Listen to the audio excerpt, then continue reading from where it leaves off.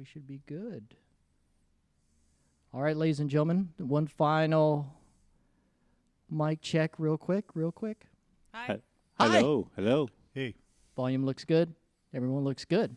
Okay. I think we're ready to rock and roll a little 15 minutes early from our designated start time. But we got everything fixed. Sweet. Awesome. And we're going to give props to Cable. That's his name. Cable. Our The man cable guy. Oh, brother. Alex is just prepping up, getting psyched, getting ready.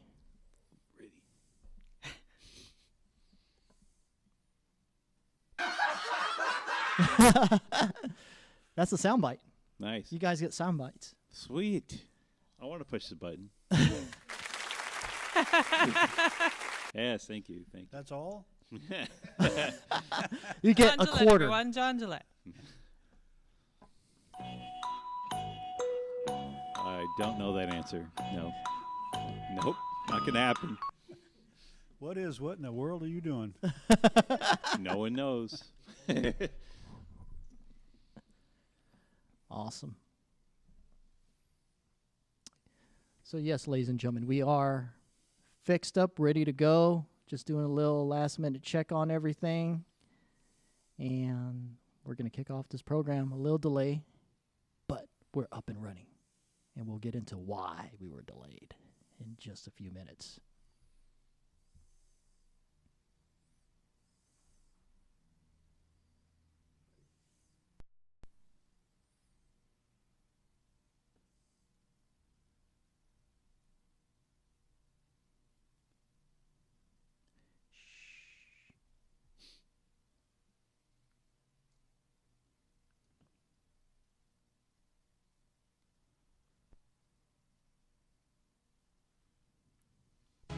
What's up?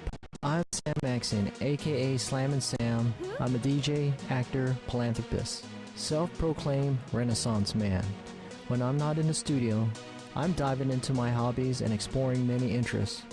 With that comes my personal uncensored insights on anything and everything. Are you ready for it? This is The Slam Show. Yeah, what's up, everyone? Thank you for tuning in on this edition of The Slam Show for May 23rd, 2016. I am your host, Slammin' Sam, coming at you on this lovely Monday night. And yes, we had a little technical issue prior to the show, but Comcast, Mr. Cable Guy, came through, fixed up everything, and we are up and running. Much props to him. And yeah, unfortunately, I didn't get his name, but he did come through. And he was hauling a whole bunch of cables everywhere and just troubleshooting it because he knew how important the show had to become on air right now for everyone to enjoy on this Monday night. So, yeah, that deserves a major applause. Cable Guy, or should we just call him Cable, like the character that's going to be in Deadpool Part 2. His I'm not sure, nemesis partner? Spoiler alert. Yeah, spoiler. Whoops. I screwed that up. Who cares? But yeah, here on the Slam Show, we all break the rules big time. Again, thank you for tuning in, and we have our special guests in the house, and I'd like to have each and every one of them introduce themselves. Hi, I'm Caroline Blind, singer and bass player for Dammit. And I am John Gillette, guitarist of the band Dammit. I'm Walter. I'm the drummer. Real sweet and simple. Let's have a big round of applause. Can we get... There we go. We have Dammit, the heavy metal band out of the Bay Area. They're doing freaking awesome. We're big fans of them here on the Slam Show, and I really appreciate them being able to come down and kick it with us tonight and to talk about everything that's great with their music, their plans for the future. I'm excited. I'm really excited. Thank you. Glad to be here. Hey. Very excited to be here. Yeah. Perfect. Let's get right into it. Tonight's program is sponsored by Dickies out of Pleasant Hill. Props out to Gina, Joshua, Natalia, and of course Sherry, the owner, for always supporting the Slam Show and TVEPN.com. And before we get into anything, I want to go ahead and play a little bit of your music. Ooh. Yeah, I want the track that I want to hear. There you go. Read my mind. Is this Just Enough to Lose? I think You got it, yeah. Yeah, You shit. got it. I know your music. Yeah. Good job. We'll just go into a little sample of it so everyone gets used to the Dammit vibe.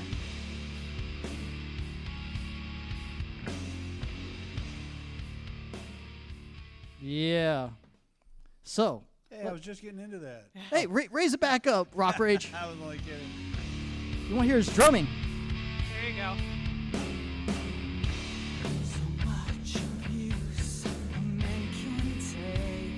Caroline on vocals? Yep. Absolutely. And rockin' space.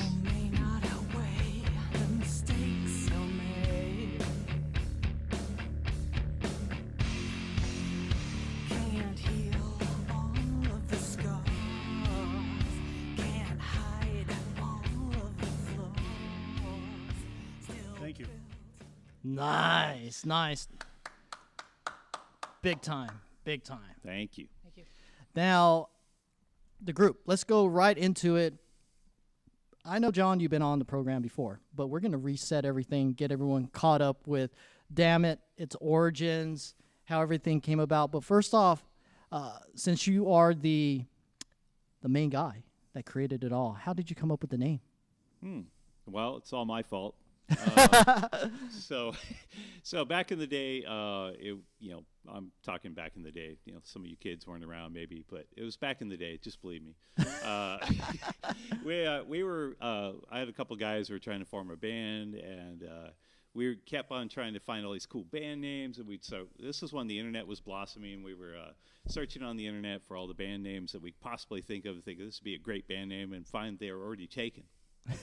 So during our frustration, a lot of times the word "Dammit" was thrown around, but we kind of ignored it. It was just kind of our thing that we said. So it was like, fuck, that name is taken. Damn it. Yeah, we just kept saying, and then we're like, well, what is "Dammit" taken? I looked it up, and it wasn't taken. Hey, so I took it. You definitely took it. And I've been Damn running it, you ever took since. it. I've been running ever since. Yeah. Actually, what happened, he dropped a hammer on his foot. That probably happened too. Yeah. That's awesome. And as far as putting the exclamation point and stuff like that, was it meant to be, or was it because it had to be changed up because of certain spellings? Had to be changed up. At the time of search for the name, there was a Dammit Jim, there was a Dammit Janet, there was a couple other Dammits. Yeah. There's a Dammit song by Blink 182. You kids probably know it. And then so we had to just differentiate between there it is. The spelling. Yeah, there it is. That's So, cool. yeah, with the two M's, just to make a statement. Exactly, and it's unique. And your design, the font, it really stands out and so forth. Thank you. And that's phenomenal. The funniest story behind the band name is one time I was at the grocery store wearing my band shirt. Your Dammit shirt. Yeah, my Dammit shirt. And then a woman walked up to me in the produce aisle and said, "Oh, pardon me, sir, do you know your shirt's misspelled?" And I looked at her and I said, "That's actually my band." She said, "Oh," and she kind of turned around. It was great. I loved it. just the look on her face. I think I was in Whole Foods or something. Right.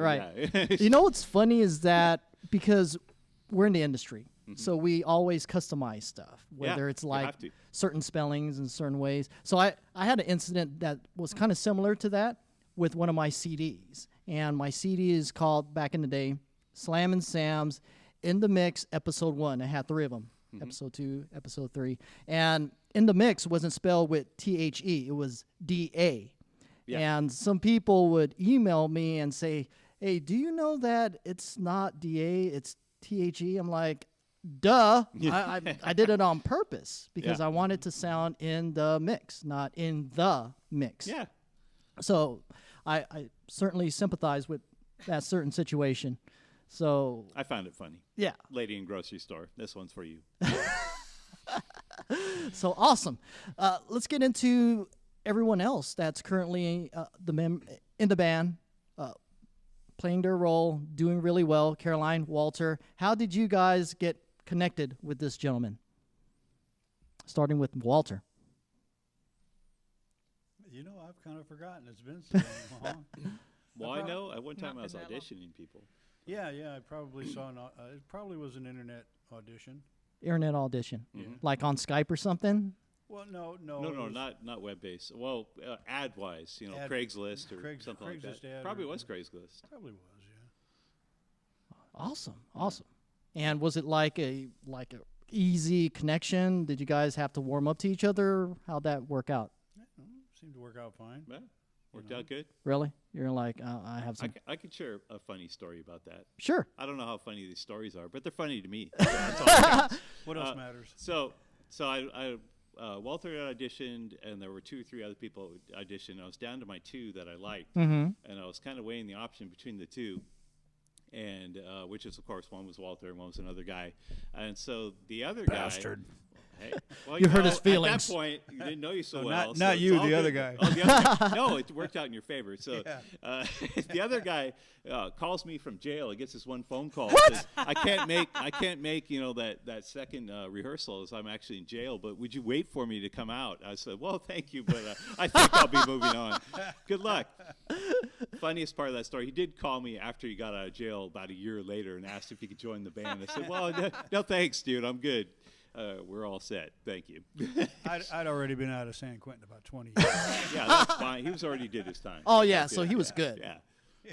Wow. Do you still keep in touch with the guy? No, I'm good. Not as a backup, like No, your go-to no, I'm backup, fine. No, I'm just in fine. case Walter drops the ball. No, I'm good. I took his old drum set apart. That's right. There you go. There you go. Caroline, how did you meet John and the band? Well, I was in a band in the 90s, and we had some success, and they'd asked me and the other band members to do a reunion show Mm-hmm. in 2013. And in the process of rehearsing for it and getting ready to go, it was in Chicago. So rehearsing for it, getting ready to go, I was like, this is fun. Why aren't I doing this now? And so I started looking for another band to do after that was done, because that was going to be just a one-off show. Right. So I started looking different places, Craigslist and all that. Craigslist. And There you go. I ended up with these guys. That's awesome. See, Craigslist brings us all together. It does. Well, and Even if you meet- don't want to be brought together. Yeah. Thank you. and you meet some really interesting folks. So during that era when she was auditioning, we had a whole bunch of people come through. As this is a big change for our band. We're changing the front person of the band. It's going to that's change the whole huge. dynamic. Yeah, it's Yeah. going to change the whole thing. So it was a very careful process that Walter and I took, just going through and weighing our options. So everyone came in, and boy, did we meet some interesting folks. Ain't that the truth? Yeah. So thank you to all the people that applied. You're Through all the awesome. process of- Yeah. Thank you, all of you. I am the most interested. Yes. Do you have any stories to share as far as these interesting possible frontmen? Oh, there was this young lady who had auditioned, and she was a blues singer. So she was really good at like Led Zeppelin songs. I mean, she would kill it in Yeah, a Led yeah. Zeppelin cover band. She was great. She came in and shared our stuff, and along with that track you just heard, we have a lot of the stuff that's more punk or more thrash, Right, stuff right, like that. right. And so we played some of those tunes for her, and just the look on her eyes was priceless. She was just kind of scared out of her mind, like, what do I do with this song? Like, she was just like, eep, you know. But she was awesome and a great sport. But and obviously that wasn't a fit, but that was Right, a pretty right. funny story. So That's Walter and I enjoyed it afterwards. Yeah, it was we had fun. a good chuckle. So that's the thing with metal and other types of genres of music. Sometimes it has to be a niche listening audience to kind of connect with it. Yeah. And being a DJ myself, I'm like, it's everywhere. I like all kinds of music, and Yeah. that's just the way I was into my music career, and in general, my listening habits are across the board. So I could certainly understand someone that's stuck within a certain type of music scale that they would just like hear metal or thrash and kind of like, whoa, how do I work this? Yeah. And still kind of like bring my all. And that's the thing I believe with Caroline, you didn't really have much to worry because she was already set with that sort of format. Wouldn't you agree? Yeah.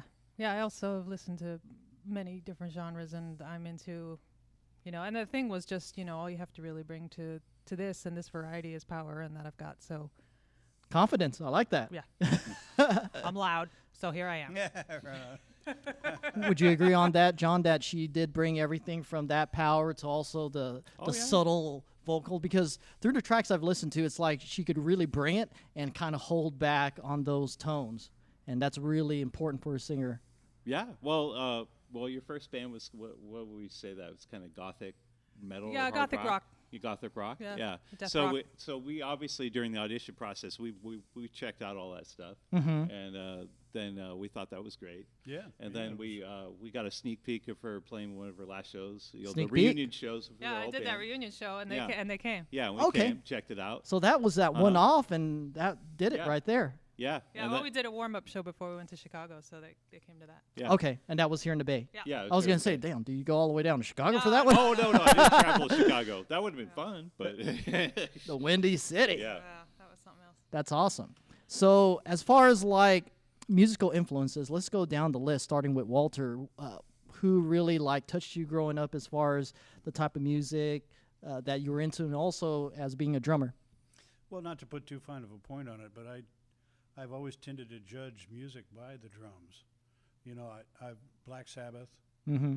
you know, Jimi Hendrix, stuff like that. You know, I never was much into the Rolling Stones. I love them; they're legendary, but their drummer's very simple. Mm-hmm. So I've never really been into that. There I've you always- go. I've Call them always out. Been into power drummers, power drumming. Right. So you know, if it's got power drums, Grandpa Jones and the power drummer, I guess. So, But everybody's looking at me like, who the hell's Grandpa Jones? well, when it comes to drumming, now you've kind of like opened up a Pandora's box because you're saying there's power drumming and more subtle drumming. Is there like a main difference? Well, there's, you know, I guess you could look at, you know, Rush. Mm-hmm. You've band. heard of, Yeah. of the drummer for Rush. He's just an amazing, you know, he's an amazing drummer. I don't know how else to describe him if you've never heard him or seen him. Mhm. And then you look at someone like, I hate to keep picking on the Rolling Stones. You could pick on that. Charlie Watts was more of a jazz drummer. He was Yeah. just kind of like, Yeah, low. Yeah, Charlie just- Watts, you know, he actually, if you watch him, he can't even keep an eighth note going on a hi-hat. There you go. He goes, He's all over the place. you That's know. right. That's right. And You that's have a okay. good point. It- And you know, that's it That's has- a style. Yeah. it has its place, and I've always liked Mitch Mitchell or Keith Moon. Mm-hmm. I mean, Heavy stuff hitters. like that. Yeah. They're just Oh yeah. everywhere. Yeah. And to me, I think that's good visually as well because you're seeing someone that's putting all the energy. Did you ever go shirtless? No, Just wondering. I'm just wondering because Never. no, you don't want to consider it moving. With no. I have. Wait, what? Caroline, I told you that was a secret there, I John. haven't, no, I I was haven't, gonna Almost, but not. No, it's not about how I look; it's about how I sound. exactly Yeah. what you bring to the table. Even more than that, how I back these two guys up. Mm-hmm. Because it doesn't even matter so much how I sound as long as it sounds good with what they're doing. Mhm. To me, that's more important than anything. That deserves a round of applause for sure, right there. That's deep. Walter got deep on that one, ladies and gentlemen. It's all Sorry. about the face. But yeah, thank you for enlightening me on that. Where there is distinct differences because Charlie Watts, I thought he was mainly just doing that because that's just that for that particular song. But he's just basically a very not novice, but a quiet drummer, not power ever. So Sure. it is what it is. Yeah. John, your influences in music and what brings you to being the elite guitarist that you are today. Let's see. Influences. Of course. You know, I'm an '80s kid, so Are you? no. Dude, I thought you were like 25. I am. You're right. Thank you. You get a free CD. He means Thank born you. in the 80s. Thank you very much. 25. He means born in the 80s, of course. Yeah. Yeah. Thank you for saving him, Yeah. Caroline. So, that being said, so I was into. I first got introduced to rock like Night Ranger, kind of like that type of music. Like it's rock, but it's not real super heavy. Right. And that was like my Radio first, rock? Yeah, my radio rock. There you go. KFRC back in the day. Yeah. Oh, damn. I There you know. go. I reached I for love it. it. I got it. Yeah. And you caught it. KFRC. Yeah. So at that time they were playing all that kind of stuff, Journey, all that stuff. Yeah. I was like, oh, this stuff's kind of cool. And then all of a sudden I was introduced to Metallica and punk rock, and that was it. It's all that other Yeah. stuff just went out the window. I appreciate it and I love it, but you know, punk rock. There was this club called The Farm in San Francisco. It was underneath the freeway. And I recently remembered where it was. There's a few. If you're an old punk rocker out of San Francisco, you're going to know about The Farm. The Farm, ladies and the gentlemen. Dirtiest place I'd ever seen. I was a teenager. I went in there. It scared the hell out of me. This is back when some dude had a big old mohawk and earrings and tattoos, you thought, whoa.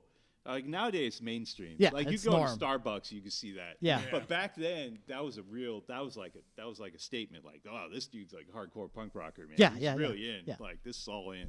So I went to that place a few times just to open my eyes this whole world of music, and then started listening to Metallica. And for you kids out there, you know Metallica's a Bay Area band.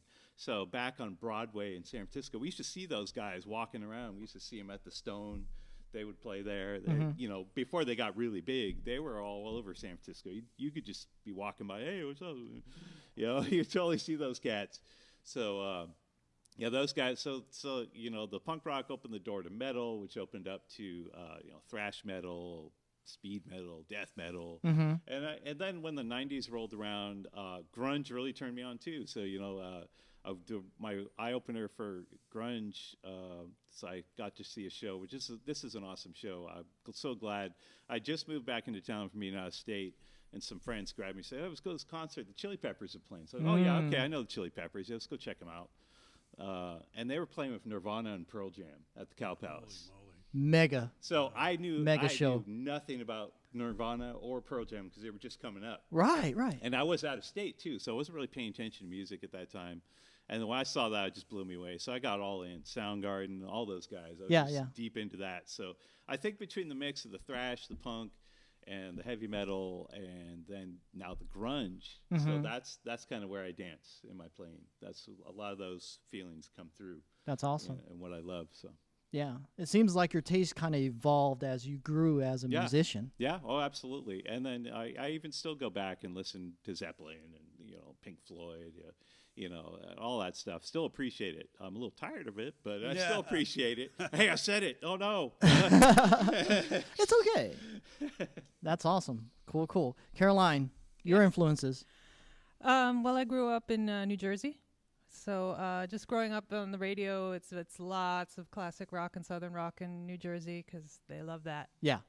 And, you know, but we're right next door to Manhattan as well. And so coming up, it was like, you know, you'd see the Ramones hanging out downtown at, you know, CBGB's or something like that. And so there was lots of punk. And I remember, right. It was kind of after, you know, the CBGB's days, but they were still there. And, yeah, obviously a great music scene downtown New York City. But, you know, from Jersey, it's still a lot of classic rock, The Boss and, you know, Bruce Springsteen, all that stuff. When I went to college, it was all, I fell in with a bunch of people who were all introduced me to Gothic rock. And so it was all Sister Mercy, Bauhaus, and things like that. And then, like, right at that time was when 9 Inch Nails' Pretty Hate Machine came out. So we were into that for a while. Yes. And that was, like, all through college. And then I started, like, my band after that. So, yeah, lots of different things, but mostly, I mean, as far as for me personally, influences anything that's really authentic and really intense vocally, and you know, kind of powerful. Like, you know, back in the day, it would be either like, I don't know, Bono or something like that. There weren't very many, you know, female singers that I liked because mostly none of them had much power except for like Sinead O'Connor or something like that. Right. So, Pat Benatar. Yeah, Pat Benatar. Yeah. And also, I mean, I was big into the new romantic stuff in the 80s and missing persons and things like that. So crazy that, you know, and the missing persons leads you to Frank Zappa and like all sorts of, you know, experimental things. So you got a wide range of things you've listened to by then. That's awesome. Yeah. Yeah. I mean, all the female vocalists that you're pointing out, they're mainstays. Right. And they open the door for a lot of female rock vocalists today as far as being able to say, hey, I could do what she's doing and be better at it. Yeah, well, I never even thought of it that way. I mean, I could do what the guys were doing, so I didn't have to do what, you know, Hart was doing or Joan Jett was doing, although that was awesome. Yeah. But yeah, I mean, you know, Bono or whoever else is, I didn't even think of it as, you know, male or female. Just, you know, that's what I like. So yeah, it's just singing. There was no gender separation. Right on. Walter, let's go back to you real quick. As far as your drumming talent and so forth, how did you come about? Did you go to school? Was it something that you just like picked up on when you were young? Talk about that. Well, I think it probably started out, let's see, my mom bought me a drum set in 1970 right down the street here. It used to be Used to be Sherman and Clay's. But I took lessons in junior high school, 7th, 8th, and 9th grade. Mm-hmm. Mostly classically trained, orchestral stuff like that. I took it in high school, but I went to high school in kind of a bad era for Oakland, and there wasn't it was mostly R&B and funk and stuff like that, which is cool. I have no problem with it. But I had been classically trained, and I wanted to continue the classics. Mm-hmm. So I kind of dropped out of the learning I dropped out of the like music class. Gotcha. And just started joining bands. I've always played with somebody somewhere. Mm-hmm. But of course, classically trained doesn't really equate it into metal, but. It does. Sure it does. Yeah, Oh, absolutely does. Tell it to Ingve. So how did it evolve to where, okay, I'm going to go into a band and refine my drumming skills? Was there like a certain confidence going into that, or was it something that you had to work on?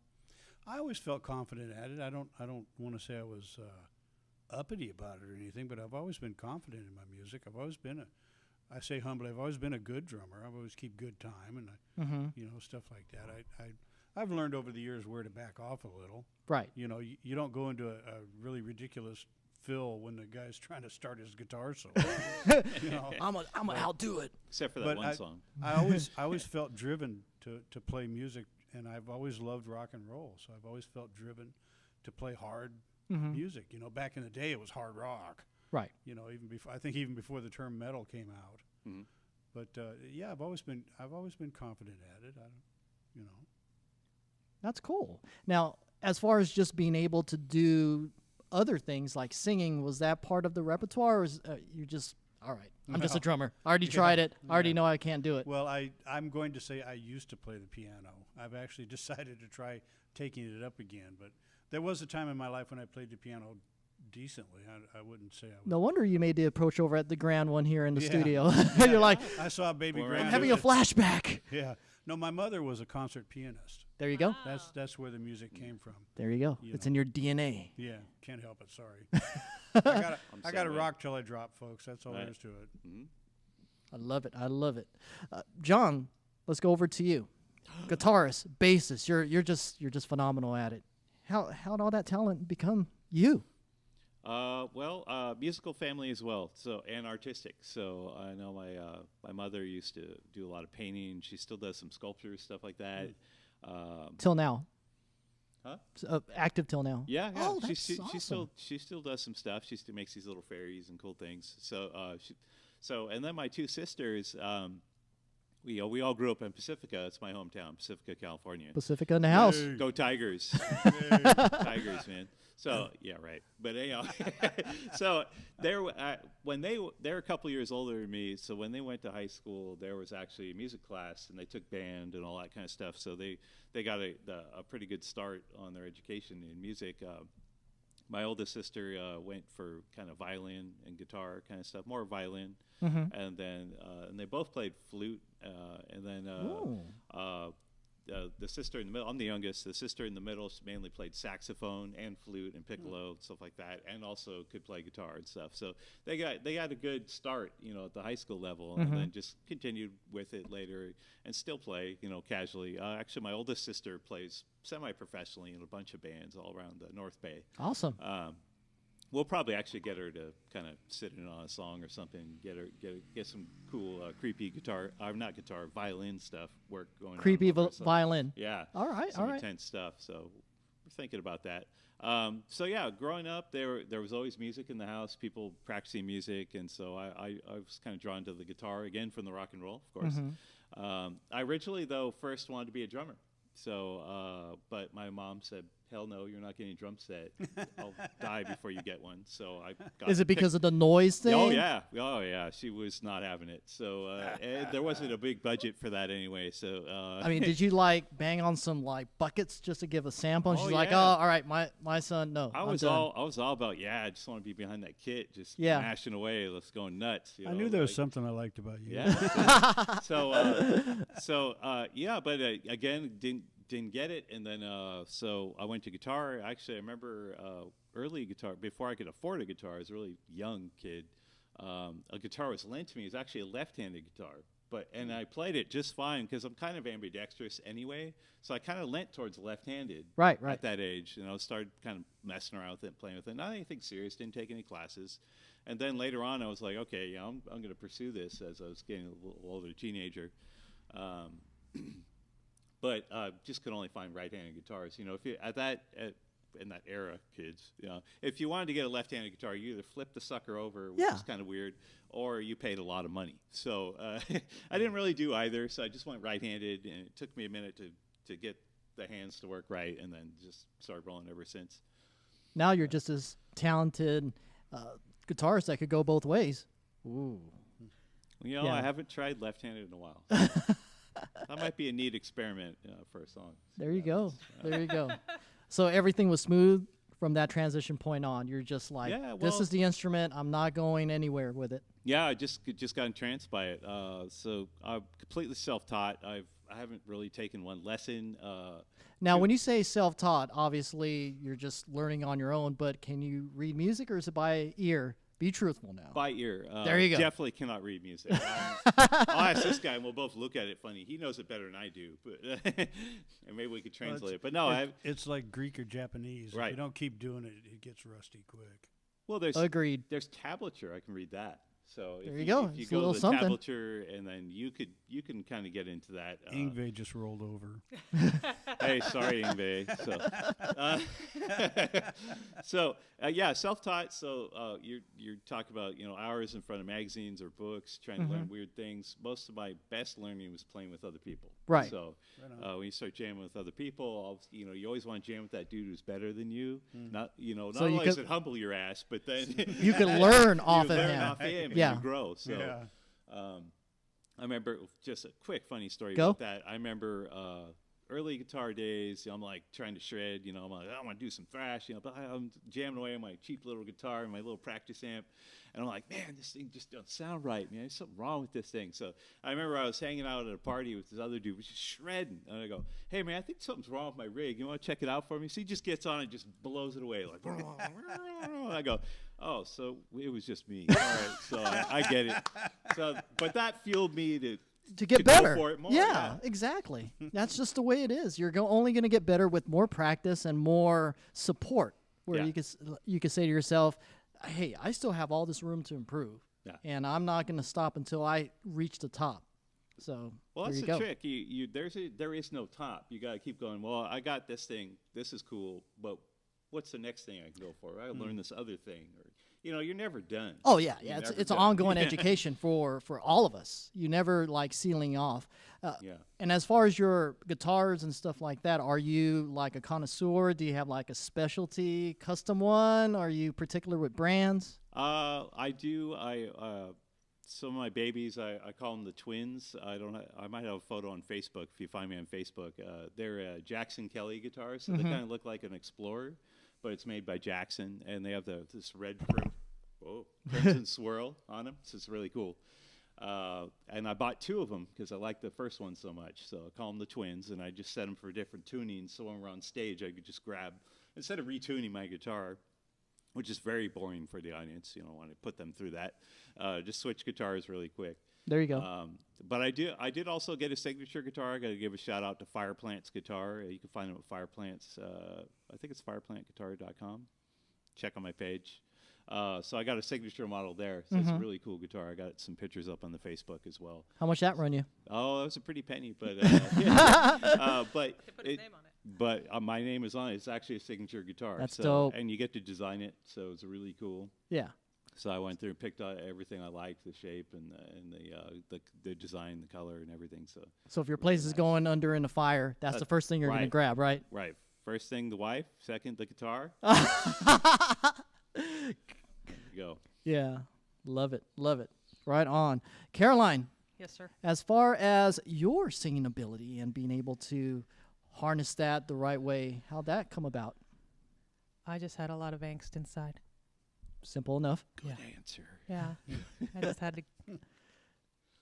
So, no church choir, no schooling. What? How'd you become so dope? What's the secret? Yeah, I remember just like sticking my head in the speaker and like listening to something and just like singing and trying to match it. Mm-hmm. And it was really loud in there, and so I just sang louder.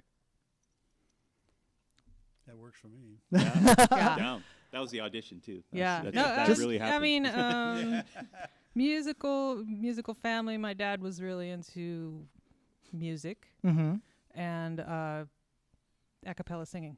Okay. So harmonies. Yeah. Not that I get to do any. Like, it sounds like he kind of forced you into that, these maybe. days. No, I growing mean, up. you know, he'd just Like, like let's if we do were some- driving in the car, like Mhm. let's all sing this song, and so we'd sing it, and then things like that. So really, was it like Frankie Valli doo-wop stuff, or barbershop quartet? there you go. Yeah. Nice. Yeah. Can you recite a little bit of No. that? No, nope. No, because that demands no vibrato, which is it's not hard to do, but most people have vibrato. So and it demands other people to harmonize with. So, but sure John and Walter would chime in. What I really took away from that was like lots of like minor keys and like shifting of really subtle but really cool shifting of notes Mm-hmm. in that type of music. And yeah, of course I did, some church singings, lots of choirs in school, plays and things like that. But I always knew I just, wanted to sing. And then I think it was in middle school. My school was fortunate enough to have a guitar teaching segment of our music class. Oh, wow. And they just had a bunch of like acoustic guitars in the Mhm. closet, and you'd bring them out and you'd like all strum a bunch of stuff and then you'd put it away. Oh, really? But yeah, and I was like, I really need to do this because I'm going to be a singer. And so I really, really, really tried to learn, and it wasn't easy. It wasn't easy, and that's one of my heroes is George Harrison from the Beatles, Mm-hmm. and he often says how hard it was to learn to play guitar and how he had a horrible time with it. And that was something that I read, and I was like, oh, okay, so I'm not the only person who's having a hard time with it. And, No, and you're not. he did okay with it, so I guess I should keep trying. And to this day, I keep trying. And I've always played like a rhythm guitar on stage, and Mhm. then when I met these guys, it turned out that they needed a bass player. Mm-hmm. And by coincidence, I had been learning the bass just months before, Oh, wow. and so I was like, well, I want to give it a shot. Mhm. And so I did, and bass is super fun. Who knew? Yeah. It's super fun. Yeah. Fell right into it. I mean, All what good. what can be more fun than screaming your head off and playing bass? It's super fun.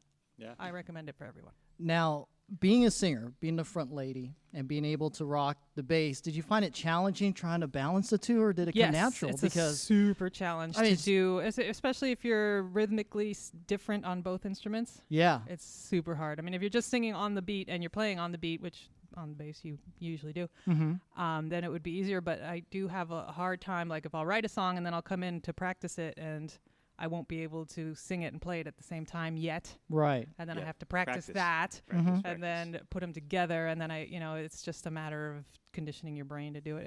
It's not easy. I have tremendous respect for anybody who plays guitar and sings or plays bass and sings. Me too. Agreed. It's not as easy as it looks at all. You're doing multiple tasks. You Yeah. have not only are you singing and playing, but you're also trying to get the timing right and making sure that that's consistent. Right. And that's a chore in itself. Yeah. And Now- you have a lot of leeway when you're singing because you don't have to be on the beat at all. You can just Yeah. you can hang over. You can do Exactly. whatever. But bass, you should probably try to be on the beat. Gotcha. It is a rhythm instrument. Yeah. So- the rhythm section. So when you guys do your recordings, the main studio recordings, obviously she comes in and does the bass first, then Right. does the vocals afterwards, right? Yeah. You don't try to No. let's try to wing it. Bass and nobody- vocals, fuck it. No, nobody does that. No, Yeah. not at all. No, it's all in pieces. Walter started off, and I'll do a scratch track, and then we'll all do a scratch track together, and then we get the master drum track at least as much as we like it, Mhm. and then start laying down the bass, and then lay down the Yeah. guitars, and then the singing's icing on the cake. Yeah, yeah. just Some as people do usual. record like everybody together at the same time, like a live performance. But Mhm. it's We've done so I that. won't say nobody's done that, but Well, I'm lots su- of people do that, but we don't. yeah, yeah. Well, not intentionally. I'm sure if you're doing a live performance, Right. hey, Because a once you live- do that, then Yeah. everything's bleeding into all the microphones, and you can't like redo anything. So yeah, Can't yeah. separate anything. You know. Yeah. yeah. if And you're that talented, you can do it. I'm not that talented. don't sell yourself short. You are very talented, Caroline. Thank you. So when it comes down to live performances, let's talk about that. I mean, like you're saying, you don't usually record that entire set, but someone has a right to. Anyone could be there with a recorder and tape it, and you have to still bring it your all. Are there any concerns about, like, okay, yeah, we're going to have to do our very best on this live performance because such and such might be recording, or this is going to be on a DVD? Has that been a concern? Not a concern. That's a mindset I have for every show, to bring it every show. Even if you do a show at some podunk club that has hardly anyone in it, out in the sticks, you never know who that one person is that you turn to a fan, and that's happened many times. So we've done all kinds of shows. We've done shows with huge audiences. We've done shows with small audiences. We've done shows with playing for the club. It just happens when you're a It's band. part of the biz. It's part of the biz. Yeah, it just happens. So I just try to give it my all every time. I can think of one show that had the not necessarily the lowest attendance, but the weirdest is, for some reason we thought it was a great idea to play a show during the Super Bowl one year, and so of course everyone in the bar is watching the Super Bowl for the most part, and we were just kind of in the background of that. So yeah, so even on that show, I just rocked out my hardest, and people were listening though. You thought they were all for the game, but there were people there checking it out. Hey, people are listening. Yeah. Trust me. It's just like when I DJ a club and you're spinning, and first thing a DJ's job is to get people out on a dance floor. But you could play all the hits and they still won't dance. Yeah. What can you do? Well, they're there, they're listening. That's the key. Right. They can't, like, all of a sudden tune out their ears and not listen to your music. Right. So you still have to perform. You still have to do good mixes, good blends, good choices, because you're making an impression. They don't necessarily have to be dancing the whole time. Exactly. So that's the way we have to do it as musicians, as DJs, as entertainers. Bring it all, regardless if it's a big crowd or 2 or 3 people. Yeah, exactly. Yeah, for live, I mean, I don't worry about it like a studio. Like, I'm not trying to get the performance perfect because it's going to be listened to a billion times. For live, I think people understand it's about the energy right then and there. And, it should be that way for the recording as well. But for live, it's just, I think it's more forgiving music-wise and more a special visual and energy that you need to bring to the live performance. You concur, Walter? Absolutely. Sure. If somebody wants to see you live, you want to blow their brains out. Yeah. And that's where the power drumming comes in. That's Right. And that's where Walter goes, should I take off my shirt? No, I'll keep it on. No. Yeah. You just want people to go home with their ears going, Wow. that band rocked. Exactly. What? Now, let's talk about the experiences as Dammit doing these performances. Let's talk about your best performance and your most questionable. So who wants to start on that? Best performance. Or do you guys have a unified idea of what was the best one so far? I think I judge a performance on how comfortable it is as far as getting all the notes right. And relatively right, and no technical difficulties. Yeah. And how the audience connected. And I think a bad show is one where we can't hear each other and we got manic or something crazy happen. We just weren't connecting. We weren't communicating. Right. Yeah. But if we're communicating and it's all on a good, not crazy manic, but on a great energy, then that's a great show. Controlled manic. Yes. Gotcha. Exactly. So there's no really specific one that stands out. It's just a matter of just that particular show where everyone's on the same level. Yeah, I mean that does, that, and that includes not caring who's in the room, because I'm playing for these guys, and we're playing for each other, and to hear our music that we wrote together. So I swear, once that guitar is in my hand and the song starts, many times my wife would be in the crowd. Hey, did you catch that thing that happened? These people are in the pit or whatever. I'm like, I had no idea what was going on out there. Yeah, you're just oblivious. You're just in your zone. I was in my zone, making sure everything was working right, make sure I could hear these two, make sure I was hearing myself, and the rest is just going at it. So very rarely. In fact, Early in the stage life of the band, I used to purposely not lock eyes with audience members because that would throw me off. Now I Right, don't right. care; I see right through them. But like if I saw, don't lock eyes, don't look at them. Like it's throw you off. So when you're saying lock eyes, you're talking about like the front row, someone you standing see- out, see like people whoever's there nearest and to they're you. rocking out, and you just kind of Yeah. look at them, and you're like, Like oh for- yeah, what's up? And then what was I doing? So, oh That's wait, dope. I'm performing. You're like, oh my God, this person's really engaged with they're me. rocking out, man. Yeah. Oh, Thank shoot. you. Yeah. It's like you're almost like connected with that person, Yeah. like thanking them like telepathically. Thank you for coming here and watching me. Yeah, yeah. It's. Yeah, I'm more interactive with the audience because I'm Yeah. really in the lyrics and what I've written, and usually I'm trying to tell a story and I'm trying to tell it to this person, so I'm usually looking at them, but it's also these guys and them, and so it's like the whole room. That's awesome. Yeah. That's awesome. Now, as far as your play sets are concerned, how long does it normally go to? And if it goes to, like, say, past a certain time, do you guys take a break? And on that break, what are you guys, like, talking about? Are you guys just chilling, taking a nap? No, we play and we hit it and we quit it, No breaks. like James Brown. Oh, love it. Yeah, well, usually in the local scene these days, and for a while, for bands run through clubs, and there's been a recent trend in these clubs where they overbook. I think they put too many bands on a bill, and I think that just kind of kills the vibe both for the audience and the bands because it's so you got to get through so many bands. You're like, okay, why are you going to go to a small club and watch 8 bands? I mean, really, are you going to get there at 12 o'clock and get through this whole thing? I couldn't watch a movie that long, so Right. so- Because these bands, they have to break down. Yeah. You got to bring in your gear, So that's a and whole that's a time. downtime right there. Downtime, yeah. You could just the audience could lose. You could lose your audience during that downtime. Yeah.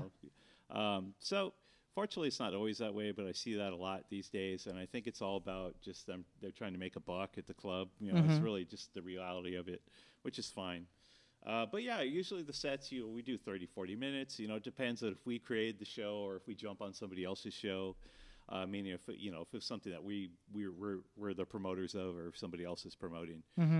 So a lot of times lately we've been jumping on bills, which is great. Then usually we get a 30, 40-minute set, and we, like she says, we hit it and quit it. Boom. We're just Gotcha. like rock it out. Bam. We blast them with our stuff, and we're out the door. Yeah, when you're talking about bands who play for hours and take breaks and stuff like that, that's usually a band that's either like a cover band or a bar band that's Yeah. like probably doing covers. Right. Cover But band people for who do sure. original music, I mean, Yeah. 40 minutes is plenty, and then because less probably people haven't seen you or whatever. So Gotcha. Yeah. It's funny that you're bringing up the whole cover thing because a lot of artists that do original music kind of put a little spin on certain covers just to kind of throw the monotony off. Is that something that you guys done before or consider doing moving into the future? Like, hey, let's go ahead and do this track. Let's do this main track or this Aussie track just for the heck of it and just work with it. we haven't done that yet, but we've talked about it. But we're just kind of, with the addition, I just joined recently, and so we're just still trying to get through our music. And then, if we have time and we need to play longer, we'd consider doing cover songs, yeah. Is there With our own sound, but we're still developing our sound, so. Exactly, Yeah. exactly. And it's always a treat. And sometimes you'll see that with certain bands, like, oh, shoot, you're doing a Prince song and you're doing your own spin to it. It's Right. like kind of Yeah. cool. Yeah. John, is that something like really in the forefront in the future to Yeah. do covers? And It if any, right off the top of your head, what would be something that, hey, I'd like to cover this? Slayer, Rain and Blood. Okay. Yeah. Yeah, you looked at Hey, no one said no to me. No. Who could say no to you? Yeah. So. That's not what you told me. Oh. Maybe it was a different song. Anyhow, Are you, no. didn't you? I thought you said George Jones. Yeah. Didn't you say Dolly Parton? or Tom Jones. Tom Waits. Tom No. Jones, My theory behind covers is either you got to get it spot on where they just like, I thought that artist was here. Like, it was so Yeah. great. Yeah, Or you put so much of a spin on it, you make it your own. Those are the only two ways I like covers. Because along with, my band playing, I've seen a lot of bands. And I've seen the good and the bad of cover songs. Right, for right. Sure. So you got to really, if you're going to do a cover song and you're in a band, you got to just really make it your own. Unless you could really just nail it, just like they did. Right. So, Yeah. And you go on YouTube, you're typing in such and such cover version, and it's your favorite song, but then another band's doing it acoustically. It's like, holy shit, they really freaking made it. Yeah, yeah. And then you start having this connection, knowing that there's other versions out there, and people are like engaged because it's their song, but it's a different type of sound in their own way. So I wish you guys the very best on those selections, because that's what I think you could bring to the table in terms of being able to offer a longer show, but at the same time still have your identity with it and give everyone a treat. Yeah, we definitely like. We don't play a short show for lack of songs. Oh, I'm sure. We have plenty. Yeah. Oh, I'm sure of that. I'm sure of It's that. just we don't want to, you leave them wanting more. That's like one of the things. I like it. That's a motto that a lot of people use. There you go. I like how Caroline thinks. Just give them enough, and then they'll come back to the next show. Right. There Yeah. you go. We're going to go ahead and roll into this track of yours. I'll give Alex a few to get prepped up. It's Let There Be Light. Now, this track, who wrote it and how the lyrics come about? Well, We all wrote it. we all wrote it. Yeah. So I had the music before Caroline joined. It was a newer song when she joined that we were working on. We had a previous singer at that time, which go Adam, still a friend of ours. But we made a change in the band, so we had that track mostly done. I think, wasn't it? Pretty It's pretty much, much yeah. done. So, Okay. So when she jumped in, we just said, "Hey, this is kind of what we were doing with the song." But So was the song already like 80% written? yeah, or? there was lyrics. All the already. music was written, Okay. and then there was lyrics, but I didn't use any of them. Yeah, yeah. So I said, Oh, well, okay. this is what we were doing I rewrote here, it. but the There you go. music is ready. You Yeah. know, so she just went to town on it. Just put her magic on it, which you can hear coming up. Okay. And Caroline, how long did it take you to write? Forever. Oh my God, it took me forever to write that All right. Well, we have their track. because it's like pulling things out of yourself. So Okay. Well, let's take a listen to Let There Be Light. Damn it. Here on the Slam Show.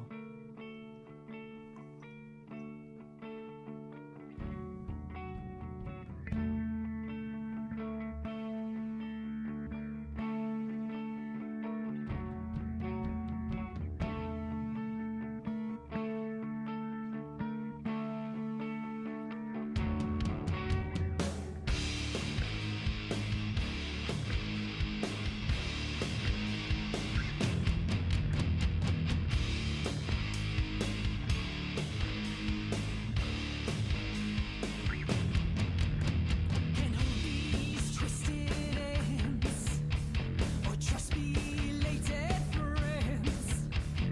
Back into the cold, this old familiar road.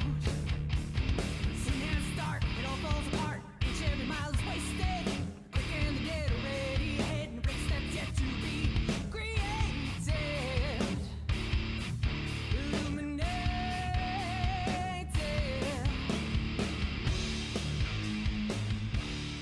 Love it.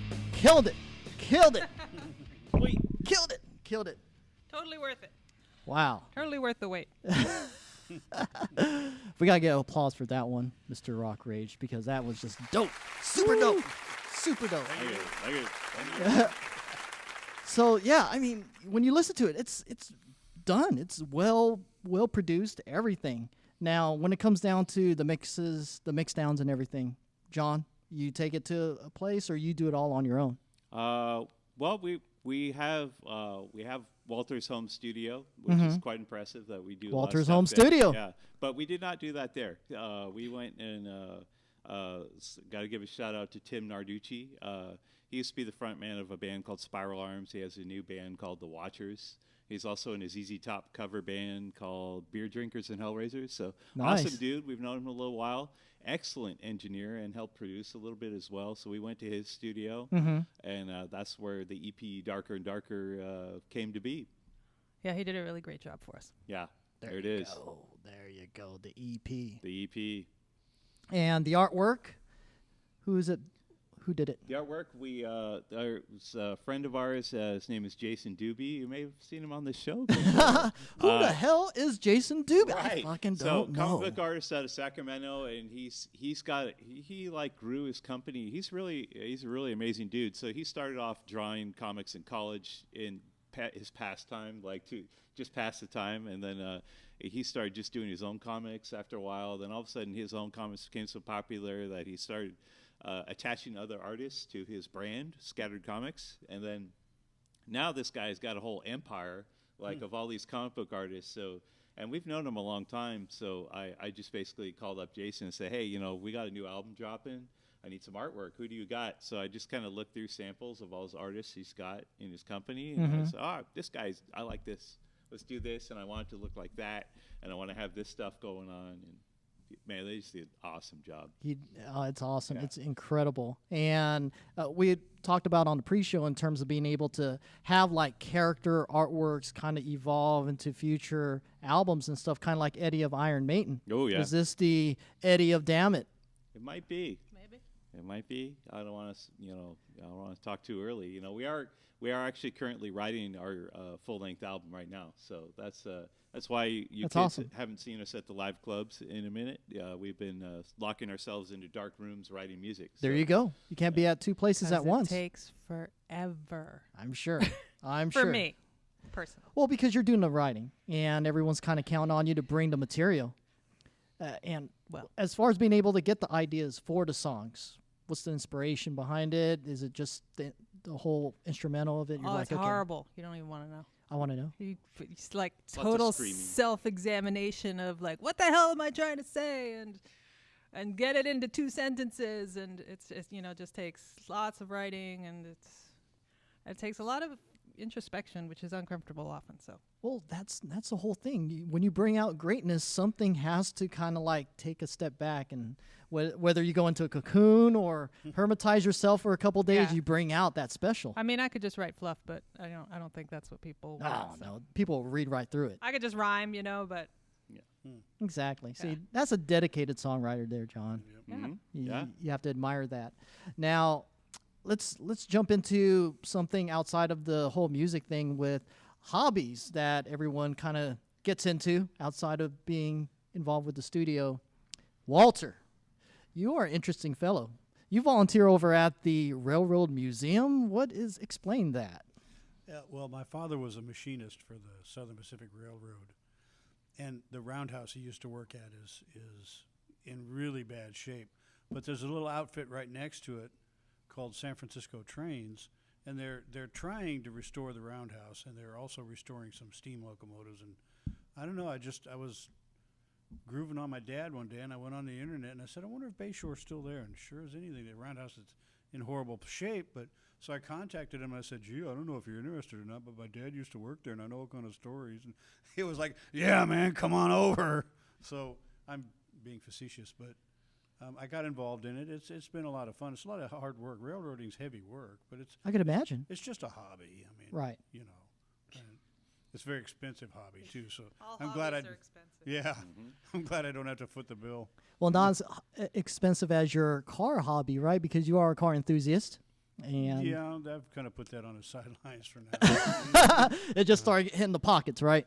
Well, no, I work on cars every day. Mhm. You know, I work for I don't know if I can say who I work for, so I won't. But It's a secret CIA yeah, car dealership. secret CIA car dealership, right up the street on. Well, Over there. but I suppose I could say humbly once again, I kind of took it to an extreme. I used to build drag engines for people, and I used to build race cars for people. Nice. And I actually went as far as I worked for IndyCar for 2 seasons. Awesome. But that's when it really kind of got a burn. Caroline knows from being in a band. It was more like joining the circus than actually enjoying the hobby of automobiles. So Gotcha. I've kind of burned out on it. You know, Yeah, of course. And now and doing it 10 hours a day. I could imagine. You need to take a break because that monotony, redundancy could like, hey, I'm not freaking learning anything anymore. So Well, Right. there you have it. that's about it. Cool. John, I know you do some stuff on the side, especially on the filming end. Let's talk about your efforts with that. Well, my lovely wife, she's actually here but hiding. Yay. So her name is Raina, Raina Young. You may have heard her in the Bay Area. Her persona, Miss Misery.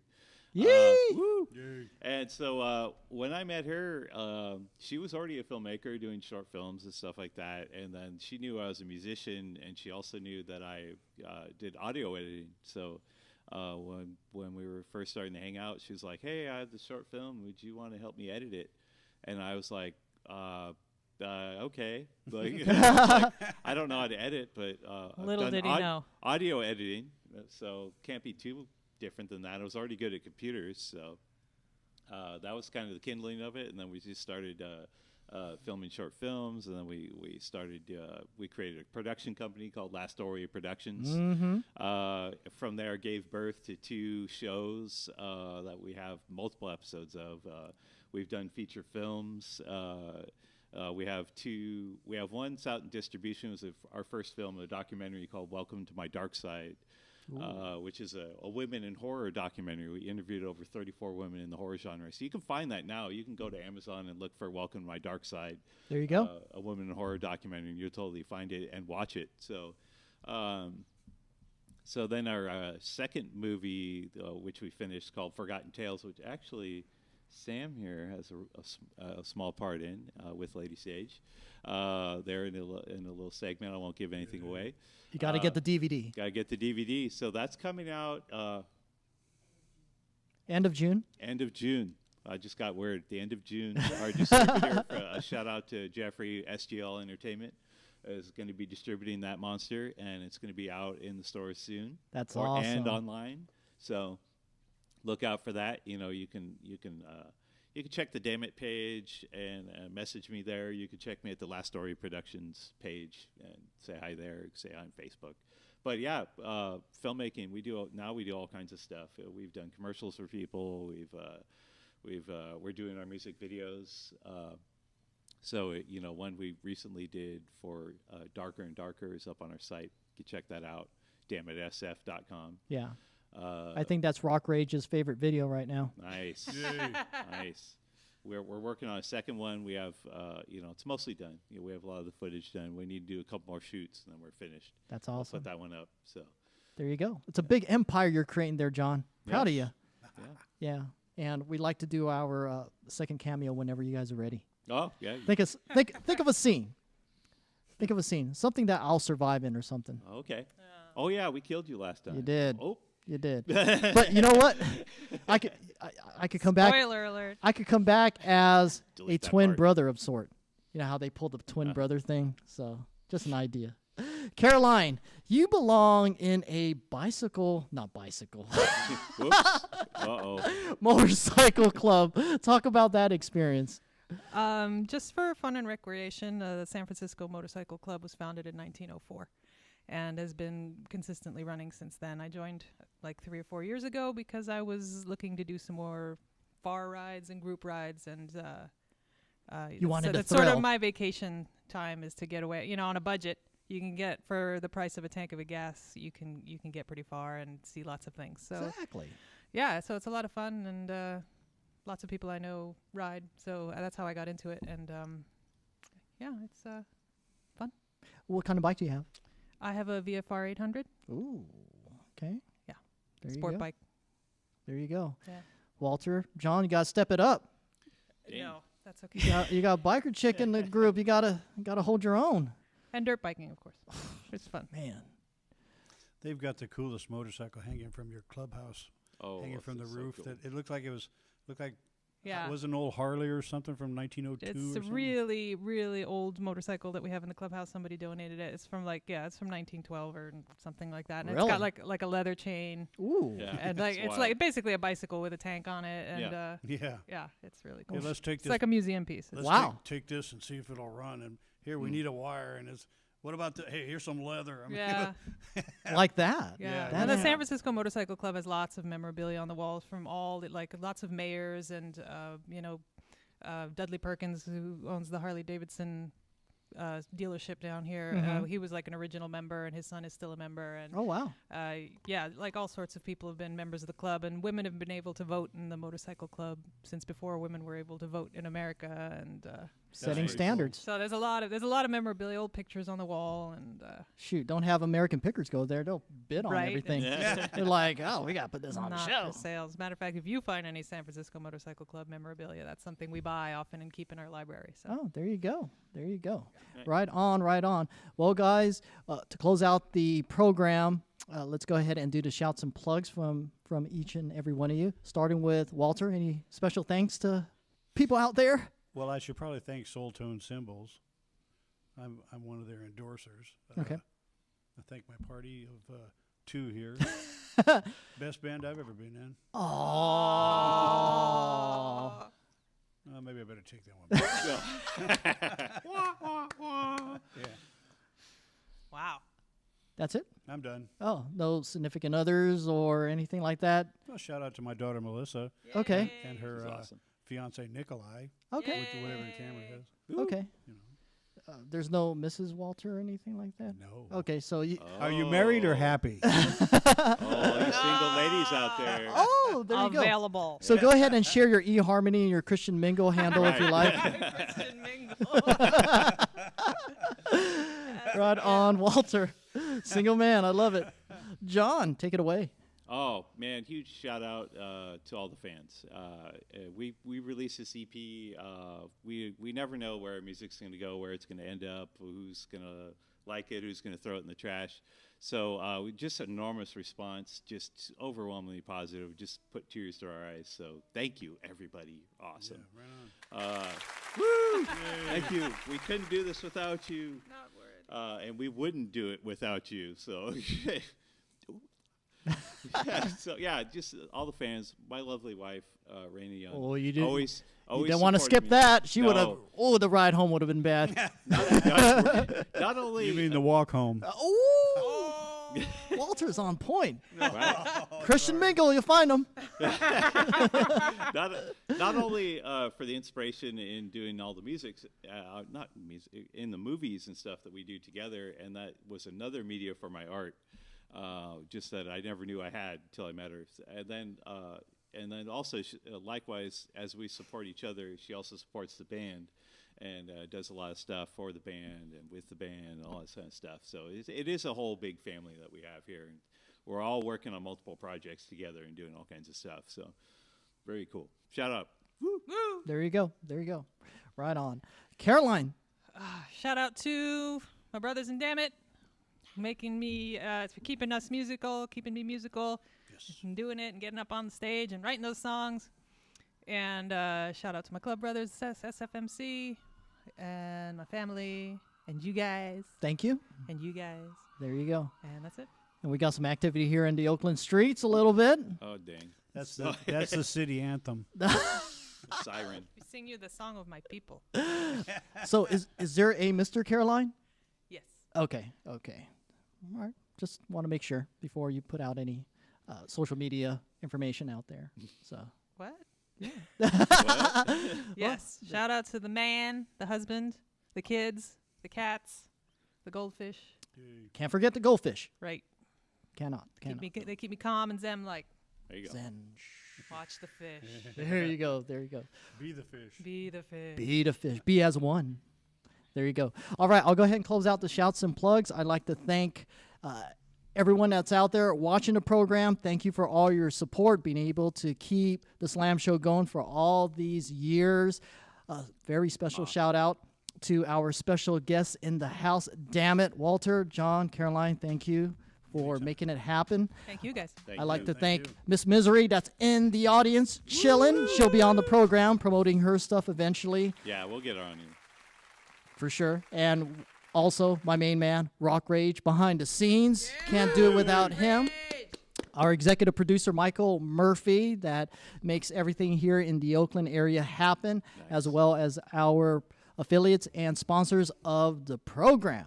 All right, that does it for this episode of The Slam Show. For myself and everyone here, we'll see you next time.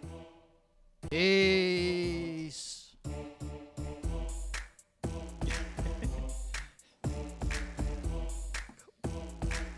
on, guys.